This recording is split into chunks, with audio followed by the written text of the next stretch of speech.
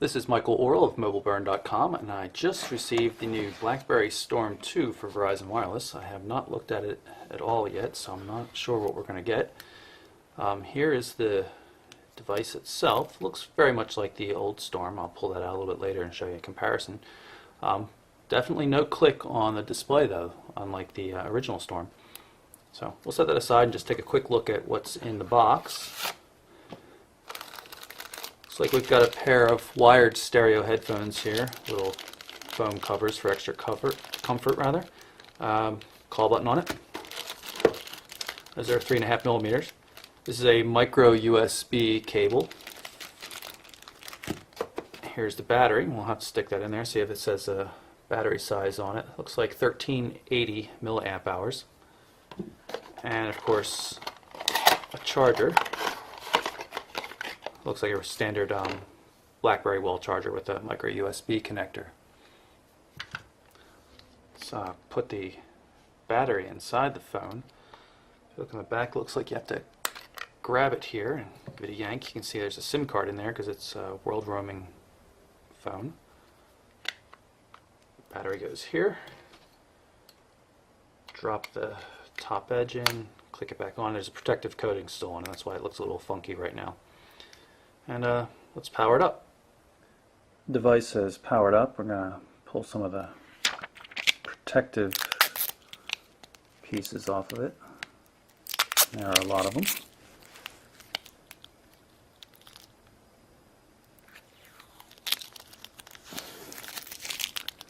One last one here for the camera. In terms of the hardware design, everything seems to be pretty much spot on with the original Storm. I'm going to try it out later, but it even looks like it's going to fit into the same dock I had for the original Storm. You see all the buttons line up perfectly. There's just a new look, get rid of the chrome and added a black to it. Power port in the same spot. This is the old Storm in my right hand. The new one here, Storm 2 on the left. Everything lines up pretty much exactly in the same place, and even some of the basic specs are the same. 3.2 megapixel autofocus camera and everything. One of the only obvious differences in the hardware design here is that there's buttons down here, actual hardware buttons for call, send, and end in the BlackBerry menu and back buttons on the original Storm, and they're part of the touch surface on the new Storm 2. And the fact that the display doesn't physically move means you get rid of some of these big gaps down here that were present on the original Storm. And you'll notice, I'm pressing on display and it's not clicking. If I power it up though, it certainly feels like it's clicking. I'm going to assume that it's not actually moving, and it's just something like the Moto Rocker E8 did, a piezoelectric haptic feedback or something like that, but it's a pretty realistic feeling. So anyway, we're in the Startup Wizard. Let's just close that out right now. Do not remind me later.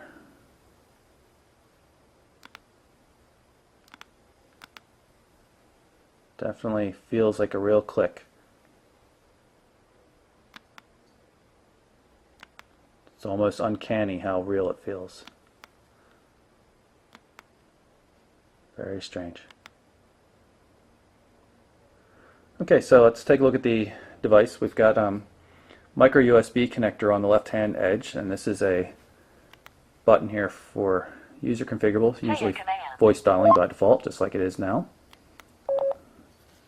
Up top, there's labeled as a power button and a mute button. That turns the screen on and off. You can see I just turned it off. I tap it again and turns the screen back on. Mute button. 3.5 millimeter headphone jack right here. Volume controls on the right edge, and another soft key that you can configure. Probably the camera by default. And it is. Little attachment point here, probably for a dock or a cradle of some sort. Microphone hole, speaker. The speaker used to be down here on the original Storm. It's on the bottom now. I imagine that'll make it a little bit better if somebody puts it in, face down or top down in their pocket. So, in any case, nice looking display. You can see it's totally capacitive in nature. I'm barely touching it, and it's registering my taps and everything like that. It's only when I press further that it feels like it clicks and actually does something. So pretty nice. Feels very much true to the original Storm without the actual hardware limitations, you know, the gaps and the physically moving display. So pretty nice design. So let's just pop quickly into the main menu, take a look around, see what we've got.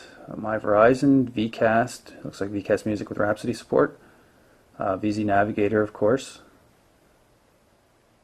And it has, you know, the scrolling is very much just like a regular capacitive screen, no pressure required.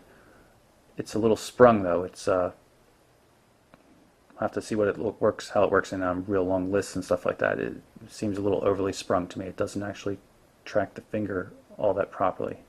It picks up a little bit too much momentum. But anyway, it looks pretty slick. Let's jump into the About section, take a look at the OS it's running. It looks like it's 5.00320, new version of the OS. So that's our first look at the RIM BlackBerry Storm2, the 9550 for Verizon Wireless. I'll put together some more detailed videos once I get a chance to mess around with the device. Until then, I'm Michael Orrell for MobileBurn.com.